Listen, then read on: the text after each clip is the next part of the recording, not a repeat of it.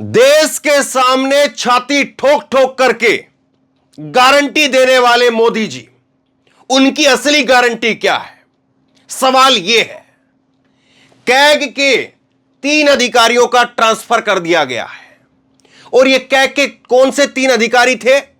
ये वो 3 अधिकारी थे जिन्होंने मोदी सरकार की 2 बड़ी परियोजनाओं का, आयुष्मान भारत योजना और भारतमाला परियोजना, इन दोनों का सर्वे किया था, ऑडिट किया था और उसके अंदर जो अनियमितता पाई गई थी उनको सामने रखा था और उसमें बताया कि कैसे आयुष्मान भारत योजना के अंदर एक ही मोबाइल के ऊपर 10 लाख लोगों का रजिस्ट्रेशन हुआ है, एक ही मोबाइल के ऊपर, और कैसे मरे हुए लोगों का इलाज चल रहा था मोदी जी की आयुष्मान भारत योजना के अंदर।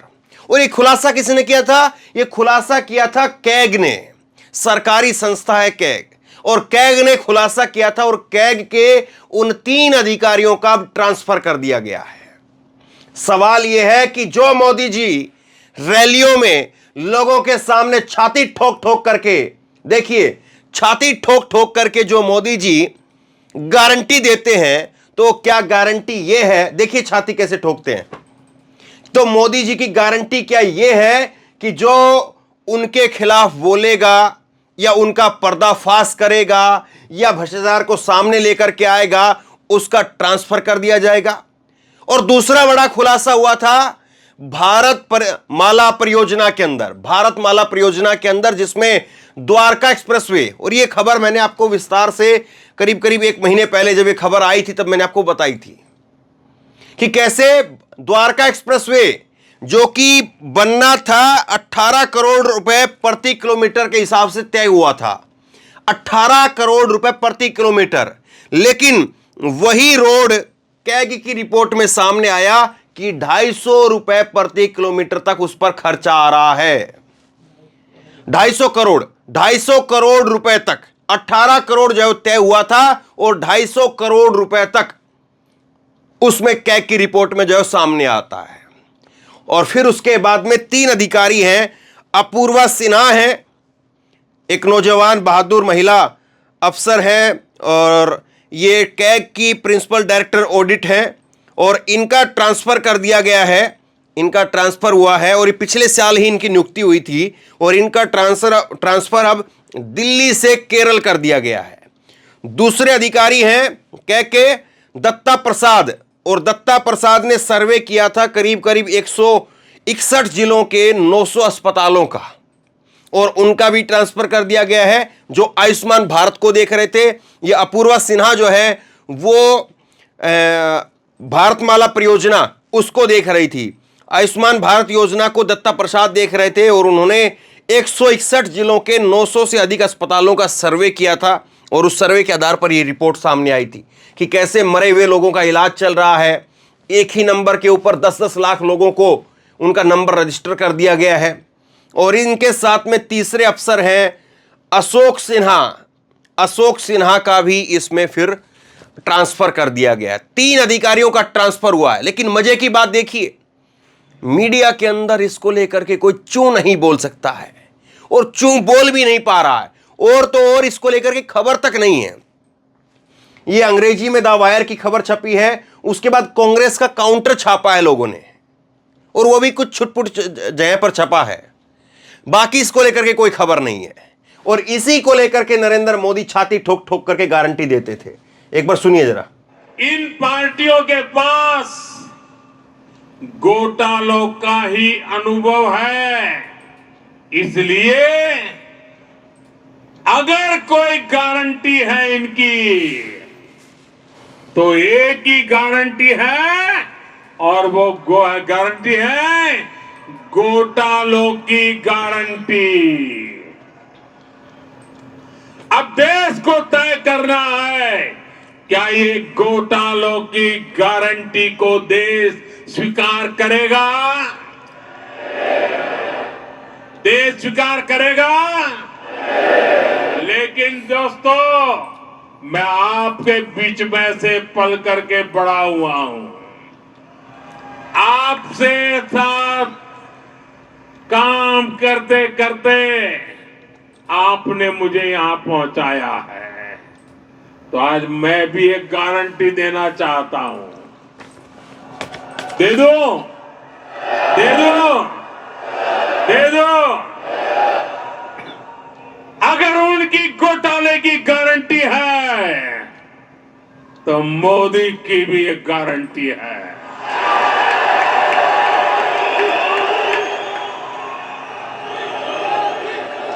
और मेरी गारंटी है, हर घोटालेबाज पर कार्रवाई की गारंटी।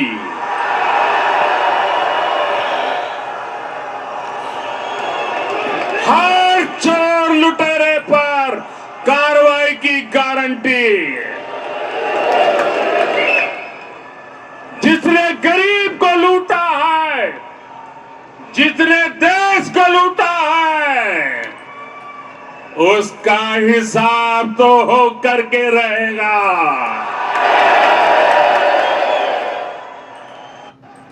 इन पार्टियों के पास तो ये मोदी जी हैं। और देखिए, मैं अंधभक्तों का कोई कसूर नहीं मानता हूं।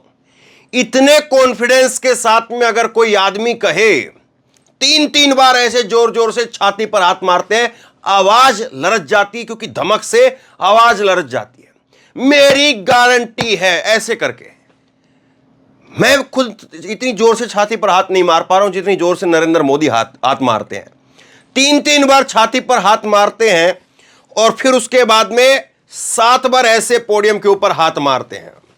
और ऐसे हाथ मार मार करके कार्रवाई की गारंटी, ये गारंटी, वो गारंटी। इतनी चीज अगर देश के प्रधानमंत्री के पद पर बैठ करके और इतने भयंकर कॉन्फिडेंस के साथ में अगर कोई आदमी कह दे, तो जाहिर सी बात है लोग उसी को सच मान लेंगे। अब मैं कोई बात कहूंगा तो उसको लोग कितने सच मानेंगे? अब कोई तो इस बात को कहेगा ना कि देश का प्रधानमंत्री इतने बड़े पद पर बैठ करके इतने जोश के साथ में झूठ तो नहीं बोल सकता।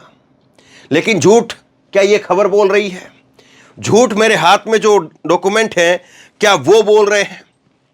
और झूठ क्या ये कैग की रिपोर्ट बोल रही थी जिसमें मरे हुए आदमियों का इलाज चल रहा था?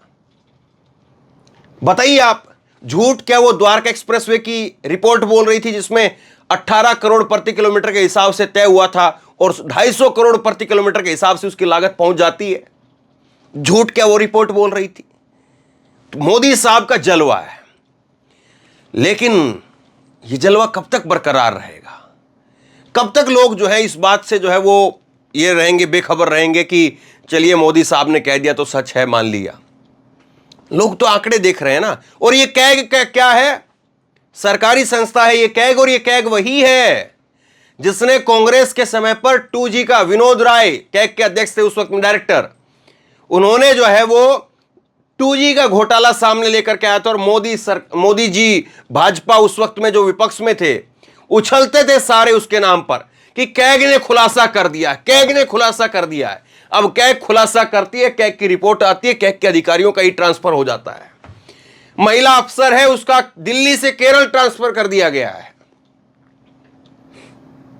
और इसको लेकर के बड़ी हैरानी की बात है, खबर नहीं है।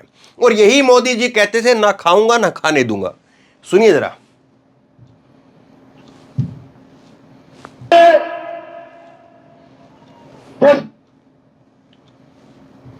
कौन कहता है भ्रष्टाचार करने की जरूरत होती है? भाइयों बहनों, मेरा मंत्र है, न खाता हूं न खाने दूंगा। कौन कहता है भ्रष्टाचार करने की जरूरत होती है? भाइयों बहनों, मेरा मंत्र है, न खाता हूं न खाने दूंगा। तो ये मोदी जी है जो 2014 से लेकर के और अब 2023 भी बीतने जा रहा है।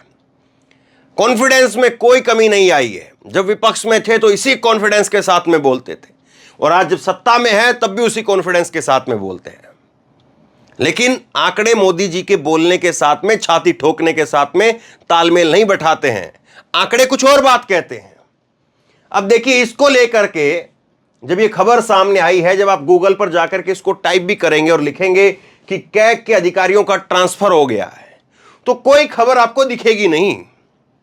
ताज्जुब ये है, कैसे जो है पूरी तरह से मीडिया से इसको ब्लैकआउट कर दिया गया है। समझिए इस बात को, मीडिया ने इस खबर को पूरी तरह से ब्लैकआउट कर दिया है। इस पर चर्चा करना, शो करना, ये करना, वो करना छोड़ दीजिए। कैग की रिपोर्ट आई थी तब हंगामा नहीं हुआ था, अब तो कैग के अधिकारियों का ट्रांसफर हुआ है। अब सोचिए कैग के जो अधिकारी अभी हैं उस वक्त वहां पर, क्या वो ऐसी और रिपोर्ट सामने ला पाएंगे? सवाल बहुत सारे हैं। अब देखिए इसको लेकर के जब गूगल पर टाइप करेंगे तो कांग्रेस का जो इस पर पलटवार आया है वो केवल दिखाई देता है। और कांग्रेस कहती है, कांग्रेस ने ट्वीट किया है कि जब कैग की रिपोर्ट सामने आती है तो उनको पनिशमेंट दिया जाता है, और जब अडानी की रिपोर्ट सामने आती है तो उसको रिवार्ड दिया जाता है, उसको इनाम मिलता है। ईमानदार अधिकारियों को, अफसरों को, उनको वो सजा मिलती है और अडानी साहब को जो है वो इनाम मिलता है। कांग्रेस की प्रवक्ता ने भी यही बात लिखी है कि कैग की रिपोर्ट में आयुष्मान भारत का जो है वो खुलासा होता है कि उसमें धांधली हो रही है, ये एक्शन होता है। और उसके बाद रिएक्शन मोदी सरकार का ये है कि मोदी सरकार ने कैग के उन 3 अधिकारियों का ट्रांसफर कर दिया है जिन्होंने घोटालों को उजागर किया था। ये 2 खबरें यहां पर लगा रही है, मिंट की खबर है और द वायर की खबर है जिसका मैंने अभी आपको जिक्र किया है। तो साहब ये चल रहा है। और दूसरी ओर देखिए मजेदार बात, आप मोदी सरकार जब मोदी जी कहते हैं कि कांग्रेस भ्रष्टाचार की गारंटी है, तो उसको लेकर के अलग अलग अखबार पहले पन्ने पर उस खबर को छापता है। पहले पन्ने पर वो खबर छपती है जब मोदी कहते हैं कि कांग्रेस भ्रष्टाचार की गारंटी है, पहले पन्ने पर यह खबर छपती है। लेकिन जब इतना बड़ा खुलासा होता है तो विपक्ष के नेताओं को अपनी बात को ट्वीट करके कहना पड़ता है। जयराम रमेश ने इसको लेकर के एक लंबा चौड़ा ट्वीट किया, मैं आपको वो दिखाता हूं। जयराम रमेश ने लिखा है, कांग्रेस के नेता हैं, इन्होंने लिखा है, मोदी सरकार सच को छुपाने और डराने धमकाने के लिए माफिया की तरह काम कर रही है। यदि कोई उसके भ्रष्टाचार के तौर तरीकों को सामने लाता है तो या तो उन्हें धमकी दी जाती है या उन्हें हटा दिया जाता है। उनके ताजा शिकार नियंत्रक एवं महालेखा परीक्षक कैग के 3 अधिकारी हैं जिन्होंने संसद के मानसून सत्र के दौरान पेश की गई एक रिपोर्ट में सरकारी योजनाओं में बड़े पैमाने पर घोटालों का खुलासा किया था। कैग की रिपोर्ट में इंफ्रास्ट्रक्चर और सामाजिक योजनाओं के घोटाले को उजागर किया गया था। द्वारका में एक्सप्रेसवे 1400% लागत बढ़ाने और टेंडरिंग में घोटाले धांधली सामने आई थी। साथ ही हाईवे परियोजनाओं से 3600 करोड़ रुपए की हेराफेरी, दोषपूर्ण बोली और भारतमाला योजना की लागत 60% बढ़ने की बात रिपोर्ट में थी। इतना ही नहीं, आयुष्मान भारत योजना के ऑडिट में मृत मरीजों के लाखों क्लेम्स और कम से कम 7.5 लाख लाभार्थियों के एक ही मोबाइल नंबर से जुड़े पाए गए थे।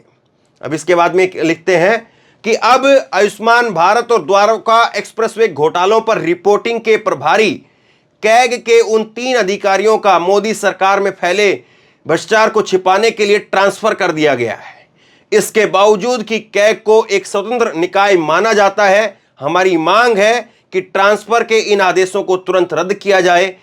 कैग वापस जाएं और द्वारका एक्सप्रेसवे, भारतमाला और आयुष्मान भारत से जुड़े हुए इन घोटालों पर कार्रवाई हो। तो ये कांग्रेस के नेता ने कहा है।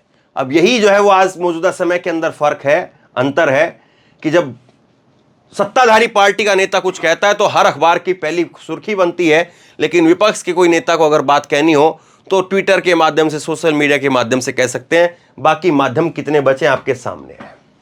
इतनी बड़ी रिपोर्ट आने के बाद में भी क्या वाकई मोदी सरकार या मोदी जी खुद जो छाती ठोक ठोक करके बात कहते हैं, कहीं से नैतिकता के हिसाब से भी, क्योंकि जो खुलासा हुआ है और जिसमें पाया गया है कि आप जो है वो 10 लाख लोगों का एक ही नंबर से जो है वो स्कीम में चला रहे हैं, मरे हुए लोगों का इलाज कर रहे हैं, उनके नाम पर क्लेम ले रहे हैं। ये घोटाला नहीं बल्कि नैतिक तौर पर भी मरे हुए आदमी की कमाई कौन खाता है भाई। और नरेंद्र मोदी का वो बयान तो आपको याद होगा ही, कांग्रेस की कौन सी विधवा थी। तो मोदी जी आज अपने आप को देखेंगे क्या, उनकी सरकार में क्या हो रहा है, इस बात को देखेंगे। इतनी बड़ी खबर, लेकिन यह खबर पूरी तरह से ब्लैकआउट कर रखी है। इस खबर पर चर्चा तक नहीं है, कहीं पर कोई शो नहीं हुआ है। चर्चा की बात तो छोड़िए, कहीं पर कोई वेबसाइट पर, अखबार में इस खबर को जो है ढंग से, प्रमुखता से इस खबर को नहीं छापा गया है। इसलिए इस खबर को आप लोगों तक पहुंचाइए ताकि लोगों को पता चले, और सरकार को जवाब देना चाहिए सामने आकर के कि क्यों आखिरकार उनका जो है ट्रांसफर किया गया, क्या वजह रही इसके पीछे, क्या ठोस वजह थी, यह बताना चाहिए कम से कम, क्योंकि कोई ना कोई वजह तो बता ही देगी सरकार। ठोस वजह क्या है, क्यों आखिरकार ऐसा हुआ है, और उन्हीं 3 अधिकारियों का क्यों हुआ है, जिसमें अपूर्वा सिन्हा, दत्ता प्रसाद और अशोक सिन्हा, इन्हीं 3 अधिकारियों का ट्रांसफर क्यों हुआ। सवाल वाजिब है या नहीं है, आप बताइए, मैं आपके ऊपर छोड़ता हूं। नीचे कमेंट बॉक्स में अपनी राय जरूर दें, इस वीडियो को खूब शेयर करें, लोगों तक पहुंचाएं, और इसी तरह की तमाम खबरों के लिए ऑनलाइन न्यूज इंडिया को सब्सक्राइब कीजिए, साथ में जो बेल आइकन है, घंटी है, उसको जरूर दबाइए, ताकि जैसे ही कोई खबर अपलोड करें उसकी नोटिफिकेशन सीधे सबसे पहले आपको मिल सके। और अगर ये वीडियो फेसबुक पर देख रहे हैं तो फेसबुक पर हमारे पेज को लाइक कीजिए, फॉलो कीजिए और इस खबर को शेयर कीजिए। धन्यवाद।